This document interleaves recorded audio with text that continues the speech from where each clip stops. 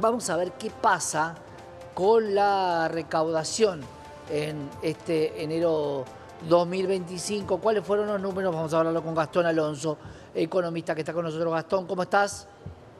Hola Santiago, buenas tardes, ¿cómo estás? Un placer. Bueno, tenemos los números de la recaudación de enero. ¿Qué arrojó? ¿Qué arrojaron esos números, Gastón?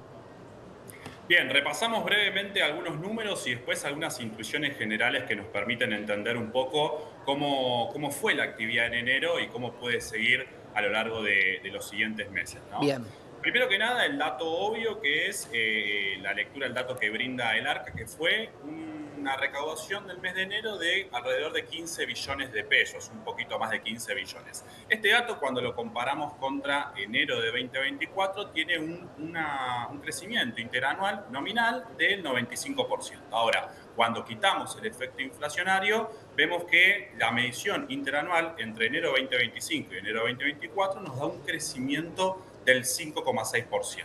Acá me detengo un segundito porque este es uno de los primeros datos que se mencionó, obviamente, desde el lunes a última hora que se conoció el informe del ARCA y sobre todo el día de ayer y bueno, lo que va el día de hoy. Bueno, este es un dato muy positivo porque tenemos un crecimiento interanual del 5,6% y es el tercer mes consecutivo que tenemos un crecimiento de la recaudación por encima de la inflación. Ahora bien, este año, como ya muchos economistas venimos alertando, hay que tener mucho cuidado con las mediciones interanuales. ¿Por qué? Porque estamos comparando un enero 2024 que fue el primer mes en donde percibimos los impactos negativos de la caída de ingresos y por ende la caída de actividad de las políticas claro. que implementó el gobierno los primeros días de diciembre, ¿no? Mejor dicho, los primeros días luego de haber asumido el 10 de diciembre. Más o menos el 13 de diciembre, el ministro de Economía anuncia una serie de políticas dentro de las cuales anunció una suba del tipo de cambio del 118%. Recordemos que el dólar estaba más o menos en 300 pesos, subió a 800 pesos, eso generó un shock muy fuerte. El ajuste fiscal, es decir, la reducción del gasto de parte del Estado fue muy fuerte también en los primeros meses del año, con lo cual los primeros 3 meses del año particularmente son meses en donde la actividad cayó muchísimo. Y con Claro. ella la caída de la actividad, también tuvimos una caída muy fuerte, obviamente en la recaudación. Entonces, este crecimiento del 5,6% en la variación real interanual de enero 2025 es un mandato, es un mandato. Entendemos que es un dato positivo, obviamente, porque creció, pero no es que estamos midiendo contra un mes normal y entonces vemos un crecimiento exponencial que nos da una señal de una economía que se fortalece y crece de una manera importante. No, Claro. estamos comparando contra un enero 2024 que de hecho, Santiago, cuando uno lo compara a precios constantes contra eneros pasados, para darnos una idea, este enero 2024, es decir, el enero del año pasado, fue parecido en recaudación a enero 2020, que si bien no teníamos todavía el impacto de la pandemia, sí fue un mes en donde tuvimos el impacto fuerte de las grandes devaluaciones que se sufrieron a lo largo del 2019, recordemos, a lo largo del proceso electoral, sobre todo en la PASO de agosto, pero también a partir de Claro. octubre y hasta que se puso el cepo cambiario en octubre de 2019, ahí hubo una caída de ingresos muy fuerte que obviamente se trasladó de nuevo, como decimos, a la recaudación. Entonces, hay un primer punto sobre este 5,6% de crecimiento interanual. Febrero, marzo, siendo meses normales, van a mostrar también esta misma dinámica. Ahí, Sí. Gastón, te pregunto, porque hay un impuesto rankeado entre los primeros 5 que formaban parte de la recaudación, que hoy ya no lo tenés en este enero, que es el impuesto país. Y siempre se habla de que un impuesto lo tiene que reemplazar otro. ¿Quién absorbió, para que además haya crecimiento, el impuesto país? Bien, efectivamente tenemos el impuesto país que en este enero 2025 no solo no lo percibimos, sino que en enero 2024 estábamos con un impuesto país con una alícuota más alta de la que tenía el gobierno anterior, ¿no? Repaso rápidamente en estas novedades que brindaba el ministro de Economía el 13 de diciembre más o menos que mencionaba recién. No solo anunció la suba del tipo de cambio, sino también la suba del impuesto país momentánea del 7,5% de alícuota que venía teniendo al 17,5%.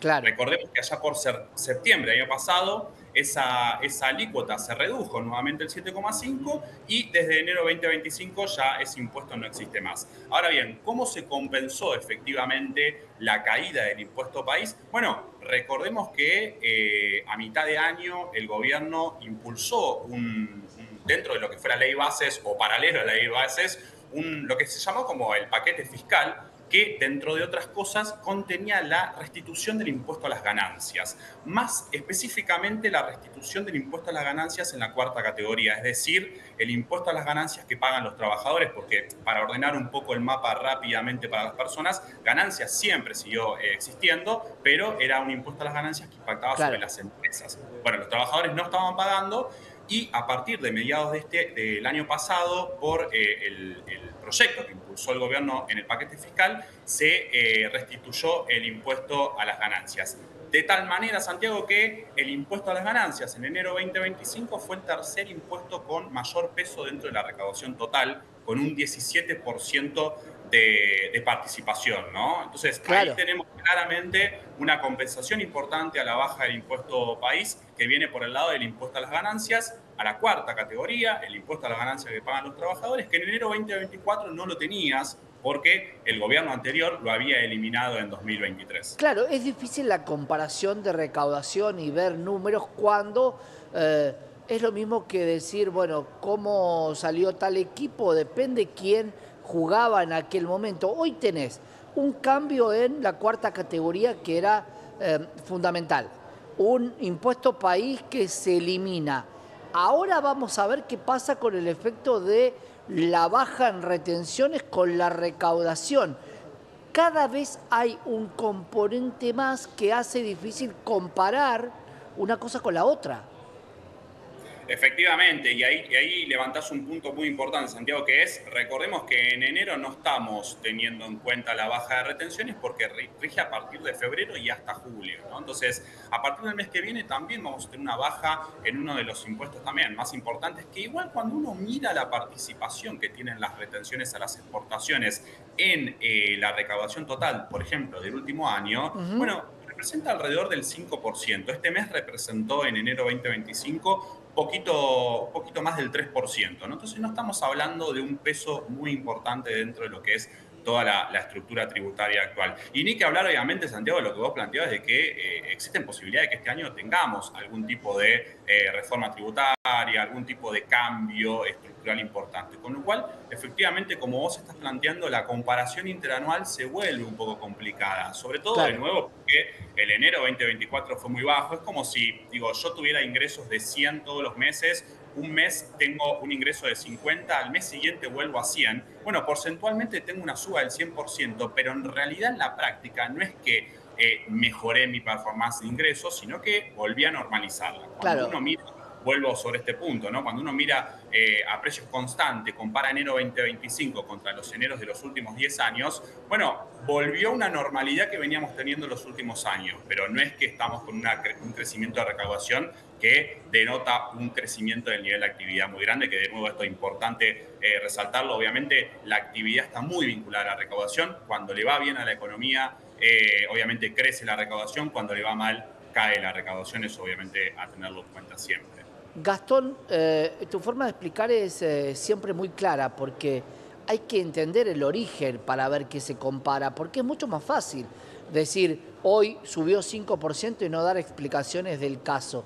Por eso te pregunto si la recaudación sigue siendo el principal recaudador, el IVA, y si no sería una de las buenas medidas tratar de bajar un poco el IVA, que tiene un impacto sobre toda la población. ¿Qué pasó con el IVA y con la caída del consumo también, ¿no? Que esto hace que menos productos, menos IVA. ¿Qué pasó con ese rubro?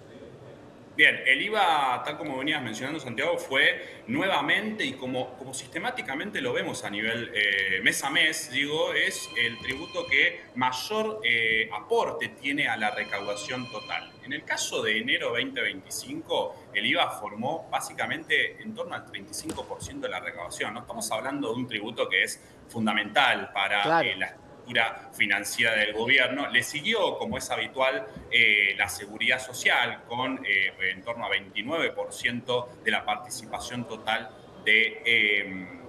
de la recaudación. Ahora bien, lo que vemos nosotros cuando vemos el informe de recaudación, básicamente analizamos algunos de los datos que recién te mencionaba y luego lo que vemos internamente es qué pasó con la variación del impuesto del IVA y, por ejemplo, vemos otro impuesto que es muy importante para medir la actividad, que es el impuesto de créditos y débitos, ¿no? Entonces, cuando nosotros miramos, tenemos que hacer obviamente tenemos que desestacionalizar el dato, es decir, quitar el efecto que tiene cada mes para poder comparar una cosa con la otra. Bueno, ahí sí hay un dato positivo, que es que tanto el IVA como el impuesto a los débitos y créditos tuvieron crecimiento en relación a diciembre, con lo cual esto sí nos podría dar una pauta de que enero tuvo un nivel de actividad, por lo menos desde el reflejo que vemos desde el IVA en la medición mensual desestacionalizada y desde créditos y débitos, que recordemos básicamente el impuesto al cheque, son dos impuestos que están fuertemente vinculados a